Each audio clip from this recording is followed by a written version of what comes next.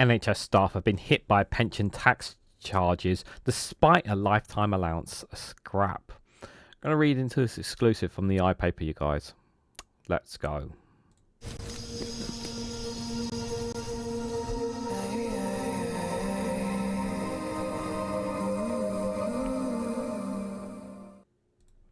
Good morning, good afternoon, good evening, wherever you are in the world. This is Reganelite here, an exclusive from the iPaper with the headline that the NHS staff have been hit by pension tax charges, despite a lifetime allowance scrapped. Hundreds of National Healthcare Service staff lack the correct documentation to access further pension funds. Why is that? Why are they lacking the correct documentation? What is the reason that they're doing this? Why are they being hit by this tax charge? These are so many questions already that you're thinking of here. Now, don't get me wrong, like some people have this, there is this perception that people have that NHS staff get paid a huge amount of money. Well, there's a lot of staff that simply don't get paid the way they're enough. They have a very important job. Guess what it is? They save lives. They have what they do is so fundamental to our economy, to the engine that is of the United Kingdom as a whole.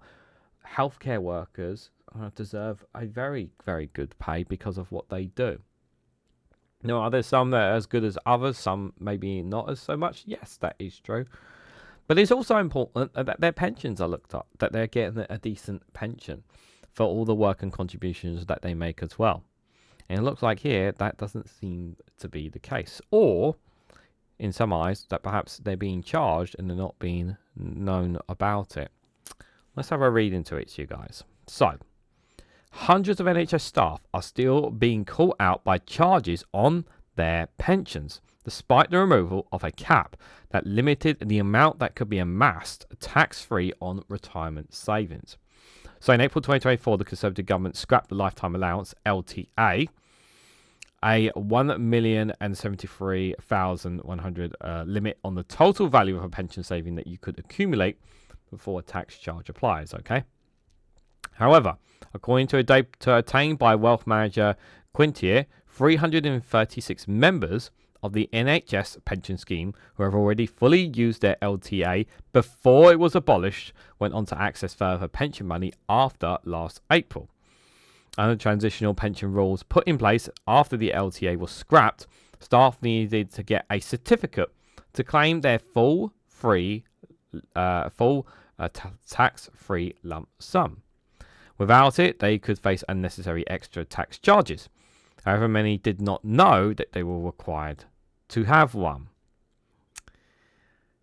This is where I use the term communication, where people are not always given the full context of things. It's very frustrating when people are not fully told about things that they are entitled to, or certain documents or limitations in any aspect of life, and when they're not told about it, because the intention is to not tell them, in some people, to be deceitful.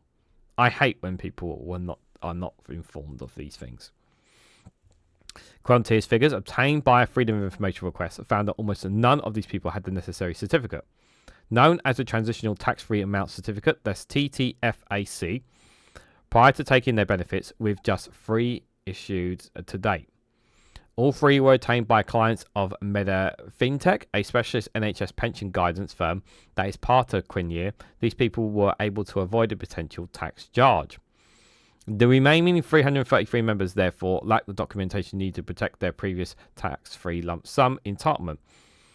As a result, 148 individuals have already been hit with collective tax charges of £1.51 million worth of cash. This could equate for them being charged between £600,000 and £680,000 collectively. That's around £4,000 to £4,500 each on average. Although this could vary substantially depending on the size of their retirement savings. So yeah, you have to take that into account. But that's a huge amount of money. But like it does obviously depend on how much money they've cooped up in their savings, in their retirement pot there. But still, according to Quilter, despite the availability of a certificate, many NHS staff are unaware of the requirement or have been unable to secure one. To apply for a certificate, NHS staff who joined their health service prior to March 2012 will need their remittable service statement, RSS, which enables them to confirm whether their historic pension benefits have been adjusted as a result of the so-called McLeod remedy. This was set as a changes to public sector pensions made after a court case in 2015. However, NHS Business Service Authority, that's NHS BSA, which runs the NHS Pension Scheme and provided the FOI data, has previously said that there are significant delays with issuing RSS and will not arrive until later in 2026. Quilter is calling for an urgent change to the rules to allow TTFACs the key certificates needed to be applied retrospectively, and for those who have already paid tax on their pensions when they could have avoided it with a certificate to be able to reclaim the cash. Graham Crowsley, the NHS expert at Quilter, said, "This data confirms that our concerns that the government's implementation of a transitional protections has fallen short, and NHS staff are facing unintended and unnecessary tax consequences. These are dedicated professionals who have worked tirelessly, contributed diligently to the pension system, and following the rules due to delays and a lack of clarity on how the transitional tax-free rules apply, many are finding themselves unfairly out of pocket. Without professional guidance, this is an incredibly complex area to get right, and unfortunately, hundreds of others will now be landed with tax bills that could have been avoided. We have raised this issue with the government and urging them to act swiftly to allow retrospective applications for transitional tax-free amount certificate. These individuals deserve a fair outcome and must not be penalised for the systematic shortcomings that are entirely out of their control."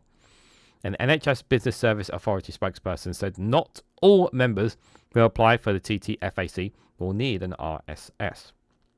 Members who apply for the TTFAC do not need an RSS immediately and will have their RSS prioritised. We're reviewing a TTFAC applications we received to identify members who need an RSS immediately, they said. The Department of Work and Pensions and the Department for Health and Social Care were contacted for comment. The Conservative Party scrapped the lifetime allowance when it was in government, but there was initially uncertainty about whether Labour would bring it back. The party committed to doing so at the 2024 general election before later adding they would make exceptions for public sector workers after warning that it could make staff retire sooner and damage plans to backlog in the NHS. It then later said it would not bring back the lifetime allowance back after all. The comment there they have there about that it could make staff retire sooner, that does not surprise me, unfortunately. But still, it does feel like a lot of staff are being ripped off from the system here, and it needs changing indeed. Don't get me wrong, I understand why the need of on that part in particular. I understand why the government doesn't want people retiring early, and they want to make every single body in the National Healthcare Service count, especially given the current crisis that we are still in, and we are still in an NHS crisis. Some places are a bit more under control, while there are others that are still in the deep are still out of control, and people are still not able to get the service that they need. It's still a crisis. It's just not one that's really talked about enough. But they work tirelessly, our NHS staff. Some of them work as much as 60 plus hours. That's no life for them.